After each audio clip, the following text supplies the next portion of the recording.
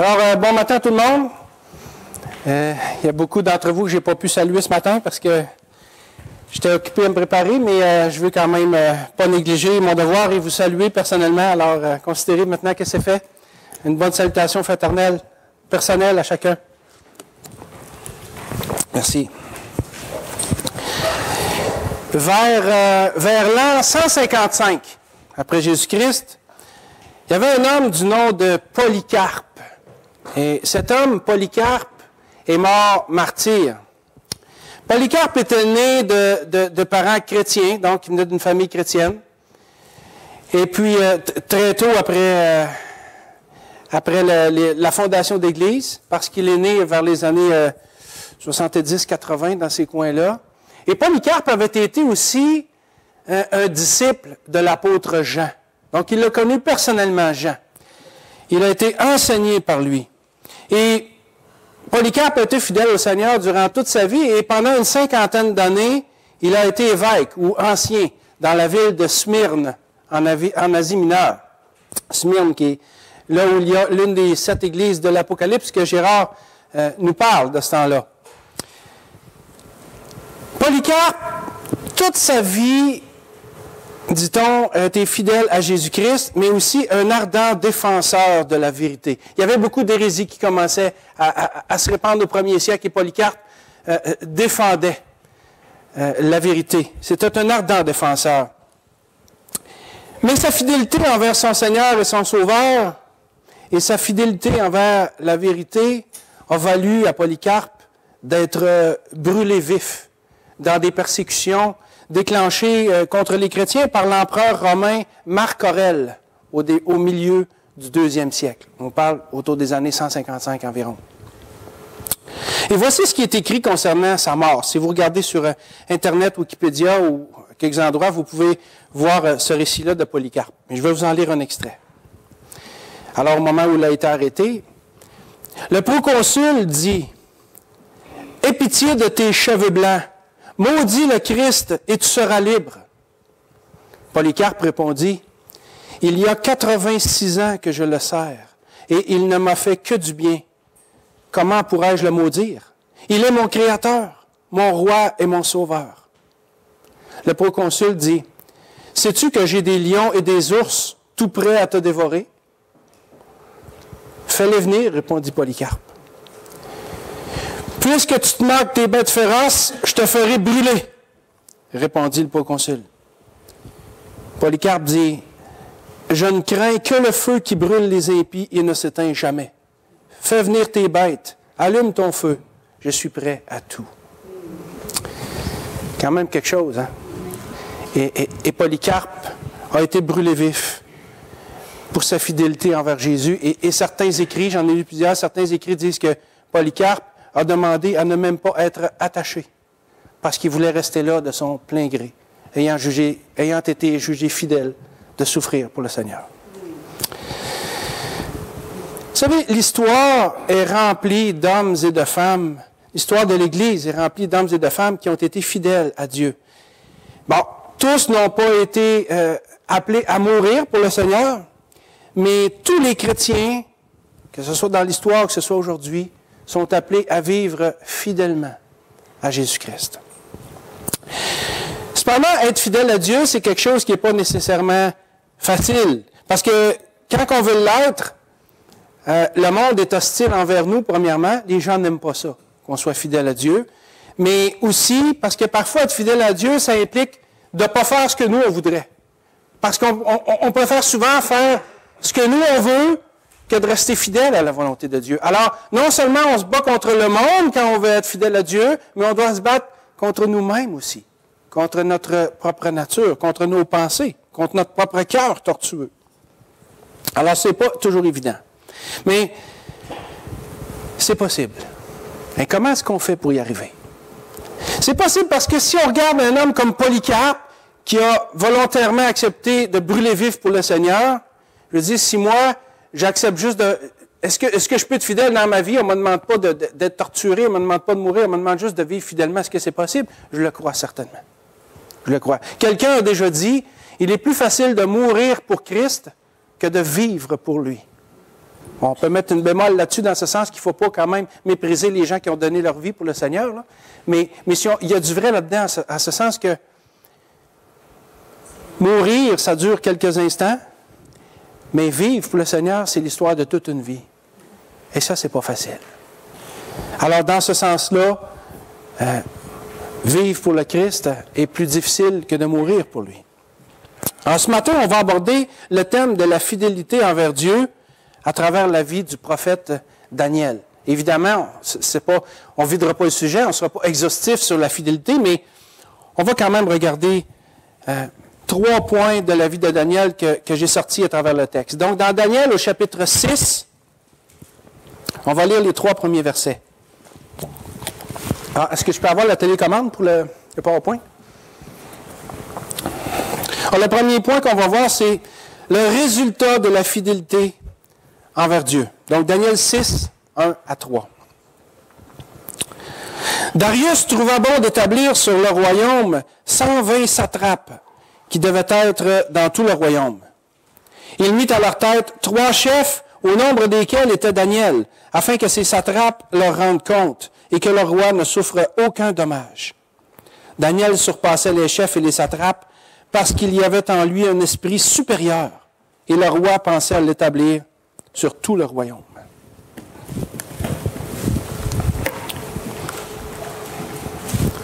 Alors, c'est le premier point. Alors, ici, dans Daniel, dans les versets qu'on vient de lire, on est en 539 avant Jésus-Christ. Je n'élaborerai pas beaucoup sur les 2 premiers versets, juste dire quelques mots pour le contexte, là, parce que je veux plutôt garder l'accent sur la fidélité de Daniel. Mais juste pour dire qu'est-ce qui se passe, on est dans un changement de royaume. L'empire babylonien a été renversé. Le chapitre 5 se finit comme ça. Et le début du chapitre 6 nous introduit au début de l'empire mondial des Mèdes et des Perses qui avait été prophétisé en Daniel, dans les chapitres précédents. Daniel avait représentait l'empire. Et notre système de ce monde aujourd'hui est comme ça. Si on ne va pas dans le sens du monde, si on n'adore pas les idoles, si on ne fait pas ce que le monde nous exige, nous impose, on est rejeté. Et surtout si on parle de Dieu. Parce que dans ce monde, Dieu est dépassé. Les principes bibliques n'ont plus leur place. Et aux quelques endroits qu'ils en ont encore, ça achève. Il n'y en a plus pour longtemps. La fin est proche. La société nous exige de nous conformer. Sinon, on va être méprisé ou poursuivi en justice. C'est ce qui est arrivé à Daniel. Et comme dans son temps, la société rejette et méprise la sagesse et la volonté de Dieu. Et si on veut y rester fidèle, ben, nous autres aussi, on va être rejetés. Mais, en fait, vous savez, il ne faut pas le prendre trop personnel. Parce que ce n'est pas nous qui sommes visés. C'est Dieu à travers nous. Si les gens nous rejettent à cause de notre foi, ce n'est pas nous qui rejettent. C'est Dieu qui rejette.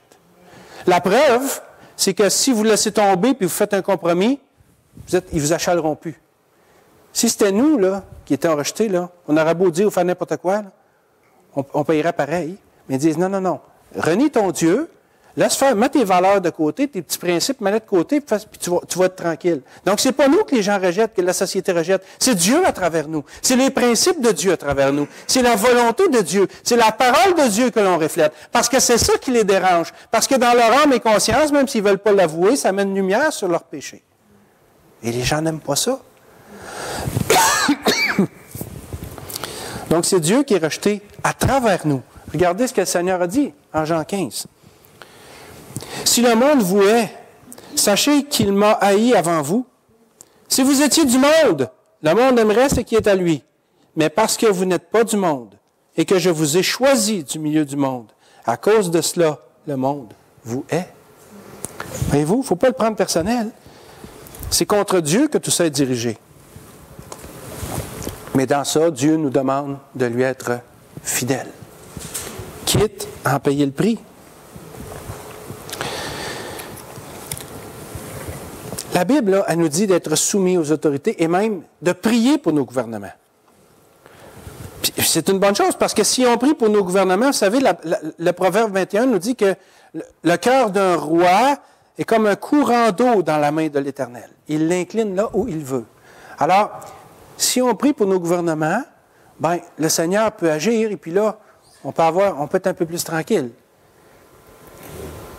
Il faut prier pour nos gouvernements, parce qu'on leur est soumis. Et on a tout intérêt à prier pour eux pour avoir une meilleure vie, pour être tranquille, pour avoir le droit de continuer à se réunir en Église ici, dans ce bâtiment, comme on fait, d'avoir le droit d'avoir pignon sur rue, parce qu'un jour vient, je crois, où ces choses-là vont cesser. Mais pour l'instant, notre gouvernement le permet. Alors, soyons reconnaissants et continuons à prier pour ça. Continuons à prier pour que Dieu bénisse notre gouvernement. On a tout intérêt à le faire.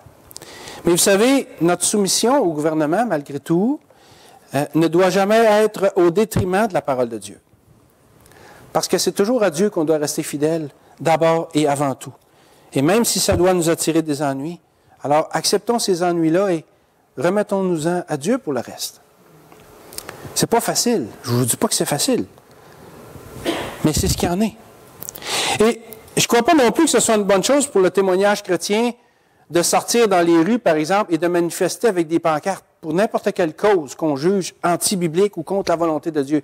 Quand je vois ça, moi, dans les journaux, dans les nouvelles, dans les médias, les réseaux sociaux, etc., les pancartes, là, les chrétiens, puis ils s'affichent, puis là, j'aime vraiment pas ça.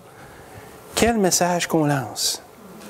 La cause est peut-être noble intérieurement, mais est-ce que c'est la bonne façon de faire? Non. On se révolte, on lance à la société qu'on est marginal, on lance à la société qu'on n'est pas d'accord avec elle, etc. Écoutez, il y a des moyens d'être entendu. Je ne suis pas en train de dire qu'il faut toujours se taire, là. Il y a des moyens de faire dans le calme, dans la paix, mais aussi, on peut avoir des tribunes, là, en tant que chrétien, pour faire valoir notre point. Mais je ne pense pas qu'en étant réactionnaire, on fasse la bonne chose. Alors, si vous me demandez si je suis pour ça, les manifestations publiques de chrétiens contre... Non, je ne suis pas pour ça. Je ne suis pas pour ça. De toute façon, on ne changera rien. Exactement. On peut se faire entendre. C'est correct de témoigner, de se faire entendre, mais je pense qu'on est mieux de laisser ça à Dieu puis de prier pour nos gouvernements à la place. Alors, n'oublions pas que ce monde n'est plus le nôtre. Bon, on vit dedans, mais ce n'est plus notre monde dans ce sens que maintenant, depuis que le Seigneur nous a rachetés, ce que le Seigneur a fait pour nous et ce qu'il a fait de nous, depuis que le Seigneur nous a rachetés, il a fait de nous des héritiers du royaume de Dieu. Alors, notre patrie, c'est plus la terre, c'est le ciel maintenant. On est juste ambassadeurs dans ce monde. On est pèlerins, on est passagers. Et la Bible dit que notre patrie, c'est le ciel. Que nous sommes ambassadeurs du ciel dans ce monde. Alors, agissons comme tels. C'est-à-dire, en étant des citoyens modèles, mais avant tout fidèles à notre roi dans un pays qui n'est pas le nôtre. Ça, c'est le rôle qu'on doit avoir. Les ambassadeurs qu'il y a là, dans les capitales, là, ils vivent dans un pays étranger, mais ils sont soumis à leur gouvernement. Et ils agissent de façon à honorer leur gouvernement. Si un ambassadeur, je ne sais pas, n'importe quel pays, il vient et il agit mal, c'est son pays qui va être blâmé. La Bible nous dit que nous sommes ambassadeurs dans ce monde. Agissons comme tels. On n'est pas là pour régir les lois de ce monde qui n'est pas le nôtre. On est là pour être ambassadeurs du ciel dans ce monde et faire une différence. Prions pour ça, mais restons fidèles à Dieu malgré tout. Malgré tout, oui, ça va déplaire. Mais c'est comme ça. Qu'est-ce que vous voulez? Un jour vient où les choses vont changer. Mais en attendant, restons fidèles à Dieu. Puis c'est comme ça qu'on va avoir un impact dans le monde. Et même si on doit en payer le prix, notre impact va être grand. Un des martyrs de l'Église avait dit, son nom m'échappe, là, avait dit à un moment donné, le sang des martyrs est la plus grande semence de l'Évangile. Parce qu'au moment où les gens, au travers des siècles, étaient persécutés, étaient mis à mort sur les bûchers, etc., et qui tenaient ferme, ils étaient fidèles à leur Sauveur, les gens se convertissaient autour. Et c'était comme ça à travers toute l'histoire. Alors, restons fidèles, et c'est comme ça qu'on va avoir un impact dans le monde. Troisième point, le secret de la fidélité envers Dieu. Parce que là, bon, c'est beau, il faut rester fidèle, oui, ça vaut la peine, il y a un impact à ça, mais là, on fait quoi? Dans les faits, là, c'est pas si évident que ça, là. Rester fidèle à Dieu dans un monde qui est de plus en plus hostile à l'Évangile, c'est pas facile, mais c'est possible. Comment est-ce qu'on fait pour y arriver? Exactement comme Daniel l'a fait. Lisons les versets 10 et 11. Lorsque Daniel sut que le décret était écrit, il se retira dans sa maison où les fenêtres de la chambre supérieure étaient ouvertes dans la direction de Jérusalem. Et 3 fois par jour, il se mettait à genoux. Il priait et il louait son Dieu comme il le faisait auparavant. Alors ces hommes entrèrent tumultueusement et ils trouvèrent Daniel qui priait et invoquait son Dieu. Un peu plus de 400 ans, peut-être 420 en tout cas, peu importe, un peu plus de 400 ans avant cet événement-là ici, lorsque le roi Salomon avait dédicacé le temple, on a vu ce matin, Vincent nous a fait la lecture où David préparait les matériaux pour la construction du temple. Mais David, c'était pas à lui de préparer le temple parce que c'était un homme de sang, nous dit la parole. Alors son fils Salomon, lui, a construit le temple. Et quand le temple a été construit, Salomon en a fait la dédicace.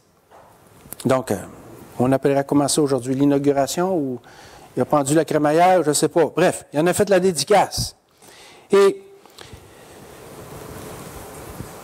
Salomon, à ce moment-là, avait fait une prière prophétique dans laquelle il avait entrevu que son peuple, un jour, irait en captivité dans un pays étranger à cause de leurs péchés. Dieu avait révélé ça à Salomon. Et dans cette prière-là, Salomon avait dit, prière qu'on peut retrouver dans 1 Roi 8, 48 et 49, « S'ils reviennent à toi de tout leur cœur et de toute leur âme, dans le pays de leurs ennemis qui les ont emmenés captifs, s'ils t'adressent des prières, les regards tournés vers leur pays que tu as donné à leur père, vers la ville que tu as choisie et vers la maison que j'ai bâtie à ton nom, exauce des cieux, au lieu de ta demeure, leurs prières et leurs supplications et fais-leur droit. » Pour Daniel ici, peut-être sûrement qu'il connaissait cette prière de Salomon, pour lui, Jérusalem et le temple, même si ça avait été détruit 400 ans auparavant, pas 400 ans, mais quelques décennies auparavant ici, c'était toujours là que se trouvait le centre du royaume de Dieu sur la terre. Jérusalem et le temple étaient pour les Juifs l'endroit où Dieu avait posé son pied sur la terre. Il n'y avait aucun endroit de plus sacré que ça. Et là, Daniel, il est dans sa chambre, puis il se tourne vers Jérusalem, vers le temple, et il prie. Regardez le verset 10. Lorsque Daniel sut que le décret était écrit, il se retira dans sa maison, où les fenêtres de sa chambre supérieure étaient ouvertes dans la direction de Jérusalem. Et 3 fois par jour, il se mettait à genoux. Il priait et il louait son Dieu. Salomon avait dit, s'il se tourne vers toi, vers le temple, puis qu'il prie, exauce-les. Daniel est dans sa chambre, il est persécuté, qu'est-ce qu'il fait? Il se tourne.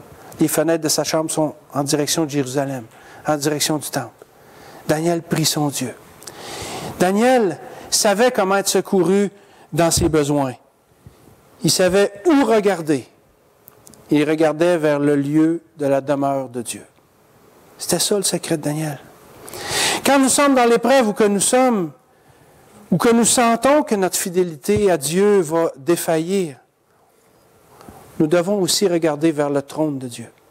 C'est ce que Daniel a fait aussi, ici, et c'est ce que l'auteur du psaume 121 a fait. Vincent nous a parlé de ça la semaine passée. Dans le psaume 121, les 2 premiers versets, on peut lire « Je lève mes yeux vers les montagnes. D'où me viendra le secours? » Comme Vincent a dit, les montagnes, c'était un signe de la force, bon, c'était imprenable, c'était bon. Les rois souvent mettaient leur phare sur des montagnes parce que c'était imprenable, ça leur donnait de la sécurité, ça leur donnait du pouvoir, ça leur donnait tout ça. Mais le psalmiste nous dit, c'est de rien, c'est pas vers les hommes, c'est pas vers ce qui est humain que que je vais trouver mon secours? Je lève les yeux vers les montagnes. 3 petits points. D'où me viendra le secours? C'est pas de là que ça va venir. Verset 2 nous donne la réponse. Le secours me vient de l'Éternel qui a fait les cieux et la terre. C'est là qu'on doit regarder, vers la demeure du Dieu Tout-Puissant. Vers celui qui a fait les cieux et la terre et vers celui qui peut nous secourir, nous fortifier et nous aider à rester fidèles quand on en a besoin. C'est vers là qu'on doit tourner nos regards, nous aussi. Il est là le secret de la fidélité de Daniel. Il est dans la communion qu'il a avec son Dieu. Et la fin du verset 10 nous dit que Daniel, 3 fois par jour, se mettait à genoux, qu'il priait et qu'il louait son Dieu. Daniel regardait en direction du trône de Dieu.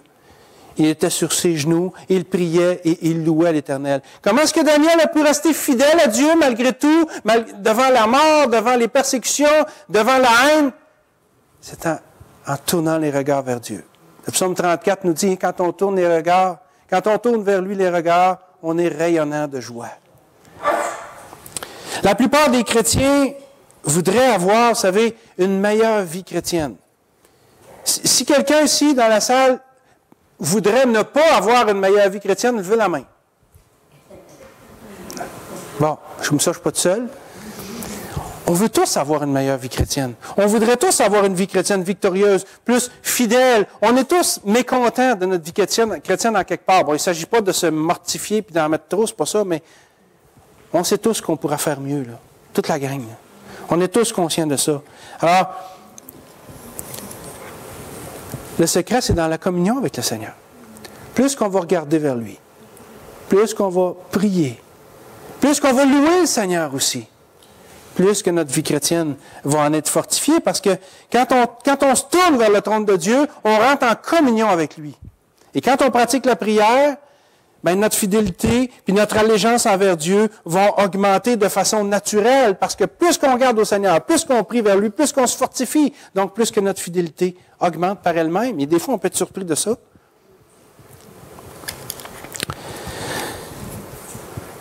Mais malgré ce qui se tramait contre lui, Daniel ne s'est pas découragé, il a prié. Il louait son Dieu. Vous voyez, c'est pas juste dit qu'il priait. Il louait son Dieu. Wow! Est-ce qu'on est enclin à louer le Seigneur quand ça va mal? Le prier, oui. Peut-être que oui. Mais le louer? Ah, Seigneur, t'es donc bien bon. On se dit, non, mais c'est parce que là, il y a un temps pour chaque chose, là. C'est parce que je suis dans le trouble, moi, là. C'est pas le temps de louer, là. Mais c'est une fausse optique. Prier, oui, mais louer notre Dieu aussi, quand ça va mal, ça fait une différence. Parce que, savez-vous que quand ça va mal, là, la louange envers Dieu devient automatiquement un acte d'adoration. Quand ça va mal, puis qu'on loue le Seigneur pour qui il est, pour ses grandeurs, pour ses bénédictions, pour sa parole, puis ça devient un acte d'adoration. Parce que, premièrement, on le fait passer avant nous, mais aussi parce que ça démontre qu'on a foi en lui et qu'on croit en sa souveraineté. Regardez ce que nous dit le psalmiste dans le psaume 56. C'est quoi qui ne marche pas? Oh, je vais vous le lire. OK. Alors. Quand je suis dans la crainte, je pleure. Non, c'est pas ça qui est écrit. Quand je suis dans la crainte, en toi, je me confie. Je me glorifierai en Dieu, en sa parole. Je me confie en Dieu. Je ne crains rien. Que peuvent me faire des hommes? Voyez-vous la progression aussi? Hein? On parle de crainte, puis là on dit, que peuvent me faire des hommes?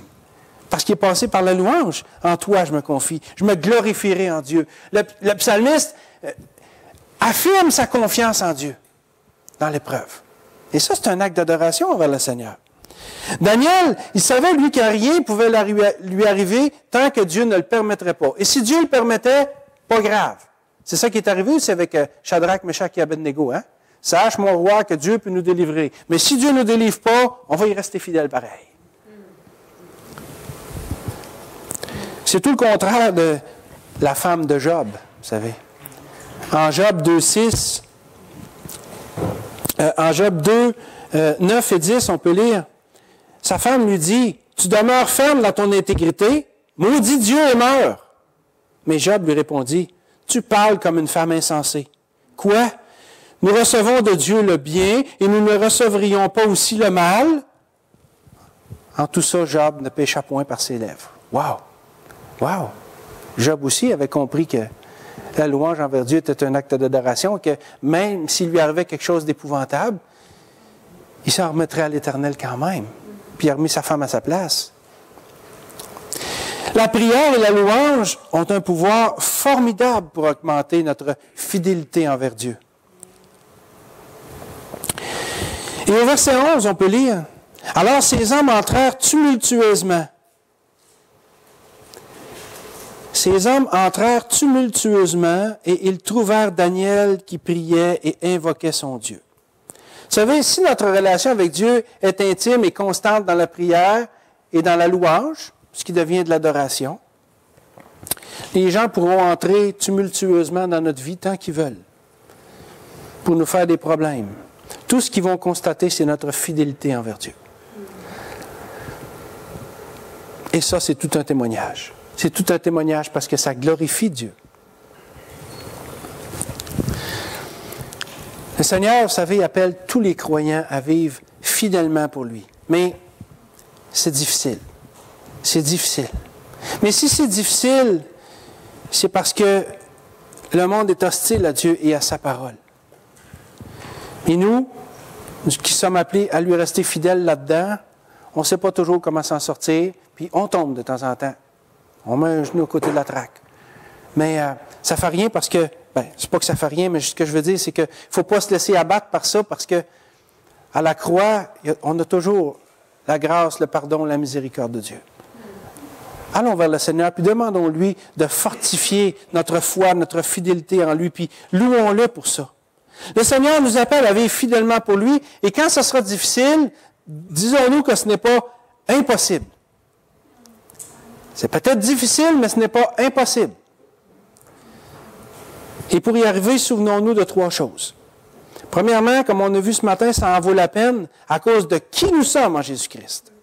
Nous sommes des fils et des filles du roi des rois qui vont hériter du royaume de Dieu. Ça en vaut la peine. À cause de ce que Christ a fait pour nous et de nous. Souvenons-nous aussi que notre fidélité envers Dieu va avoir un impact autour de nous par notre témoignage. Parce que notre fidélité va faire briller la droiture et la vérité dans les ténèbres de ce monde. Briller comme des flambeaux dans le monde. Et c'est avec la vérité et la droiture qu'on doit le faire. Et en terminant, quand ce sera difficile de rester fidèle à Dieu, pour toutes sortes de raisons, souvenons-nous de tourner nos regards vers lui, vers le trône de Dieu, vers celui qui peut nous secourir, celui qui est le créateur du monde, et louons-le pour toutes choses. Même, j'irais jusqu'à dire, si l'épreuve est tellement difficile qu'on est sur le point de faillir, disons, Seigneur, je te loue parce que tu m'as jugé digne de souffrir ça pour toi. Quel acte d'adoration. Pas facile à faire, mais possible. Puisse le Seigneur nous apprendre à lui être fidèle en toutes choses. Prions. Seigneur Jésus, Seigneur notre Dieu, merci pour Daniel, cet homme, Seigneur, de la parole de Dieu, qui a tellement à nous apprendre au niveau de la fidélité. Oh, il n'était pas parfait, lui non plus, mais ce qu'il y a à nous apprendre, Seigneur, on veut le prendre pour nous, puis amène-nous à être fidèles un peu plus davantage à chaque jour. Rappelle-nous, Seigneur, que ça en vaut la peine à cause de ce que tu as fait pour nous et de ce que tu as fait de nous. Des pécheurs rachetés et héritiers du royaume des cieux. Bénis ta parole dans nos cœurs. Amen. Merci Tony pour ce message vraiment bénissant. Frères et sœurs,